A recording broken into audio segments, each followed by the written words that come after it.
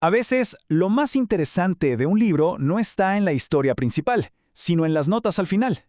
Hoy vamos a hacer justamente eso. Nos vamos a meter de lleno en el apéndice de El Gran Conflicto para entender de dónde vienen las fuentes que sostienen una de las narrativas más polémicas de la historia religiosa.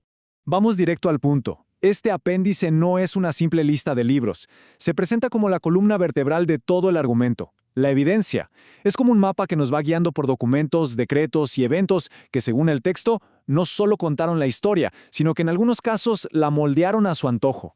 Bueno, y todo arranca con una pregunta clave. ¿Cómo se construye el poder?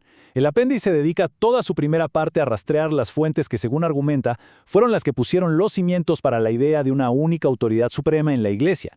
Y aquí es donde la historia se pone interesante. La fuente apunta directamente a dos documentos que describe como falsificaciones monumentales. Ojo, no eran documentos cualquiera, estaban diseñados supuestamente para justificar una autoridad papal casi ilimitada. Se presentan como la base, un tanto fraudulenta, sobre la que se construyó una estructura de poder que duraría siglos. A ver, ¿qué eran exactamente estas decretales feudo-isidorianas? Según el apéndice, que se apoya en el historiador católico Fleury, eran una colección muy astuta de escritos falsos que se hicieron pasar por auténticos durante 800 años. Imagínense.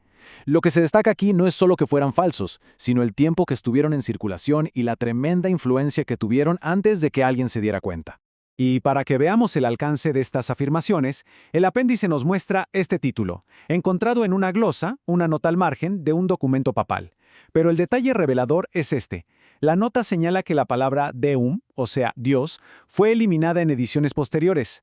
Un pequeño cambio, sí, pero que diluía la increíble implicación de que al Papa se le estaba llamando, literalmente, Nuestro Señor Dios.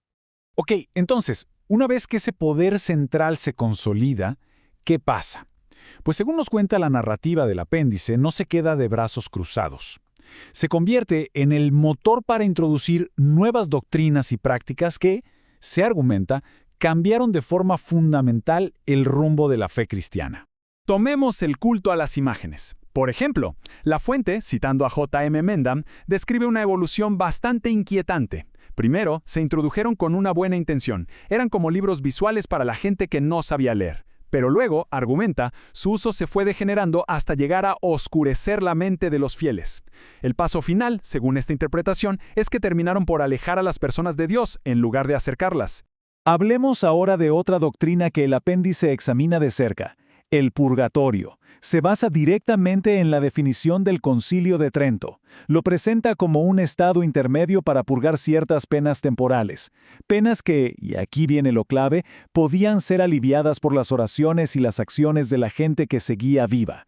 Y claro, esa idea de aliviar penas nos lleva derechito a las indulgencias. El apéndice las conecta de una forma que no se pueden separar. Básicamente argumenta que una cosa no podría existir sin la otra. La fuente no se mete en un debate teológico profundo, sino que ofrece una larga lista de referencias para que cualquiera pueda seguir el rastro de cómo la práctica de las indulgencias fue creciendo y hasta comercializándose con el tiempo. Y aquí la cosa se pone tensa. La narrativa da un giro y se mete de lleno en el conflicto abierto. El apéndice se enfoca en lo que describe como un esfuerzo sistemático por controlar la fuente misma de la fe, las Escrituras, y en la respuesta tan dura que recibieron las voces que se atrevieron a desafiar la autoridad. Esta línea de tiempo que nos presenta la fuente, habla por sí sola, ¿no? Nos muestra una tensión que duró siglos. Por un lado, intentos de traducir la Biblia, como los de los valdenses o Wycliffe. Por otro, prohibiciones explícitas, como la del Concilio de Tolosa, que decía que la gente común no podía tener las Escrituras. Y todo culmina siglos después con la fundación de sociedades dedicadas precisamente a repartirlas masivamente. Y para que quede claro que no estamos hablando de simples desacuerdos teológicos, el apéndice saca a la luz un ejemplo brutal, el Edicto de 1487.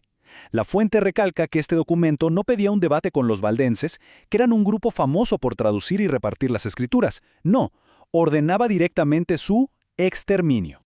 Y todo este camino, toda esta tensión acumulada durante siglos, nos lleva a un estallido. El clímax de la narrativa histórica del apéndice, la Revolución Francesa. La fuente la presenta no como un hecho aislado, sino como la consecuencia directa y casi inevitable de todo lo que hemos estado viendo. Esta cita, que el apéndice extrae de un autor llamado Gaussen, Es como la pieza que une todo el rompecabezas.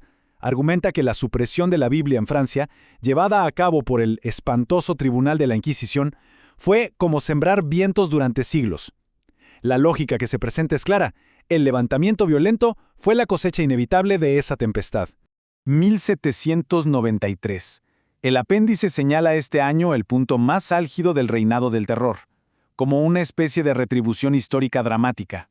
Lo presenta como el resultado inevitable de haber rechazado y suprimido la Biblia por tanto tiempo, lo que habría llevado a la nación a un caos nunca antes visto. Pero bueno, después de ese caos, la fuente nos muestra un giro de 180 grados. Miren este contraste, es increíble. Antes de 1804 se calcula que había poco más de 4 millones de Biblias en todo el mundo, y muchas estaban encadenadas en monasterios o escritas en latín.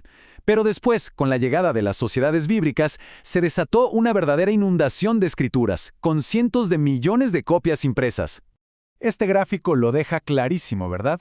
Es un antes y un después. La narrativa de la fuente presenta este cambio no como un simple dato estadístico, sino como un punto de inflexión en la historia. Después de un largo periodo de supresión, que tuvo su clímax en la Revolución Francesa, vino una era de distribución sin precedentes. Al final, este viaje por el apéndice nos muestra cómo se puede construir una narrativa muy poderosa, conectando eventos históricos con un propósito muy claro, y nos deja con una pregunta fundamental que va más allá de este libro en particular. ¿De qué manera la forma en que interpretamos nuestro pasado moldea inevitablemente lo que creemos sobre nuestro futuro? Gracias por acompañarnos en este análisis.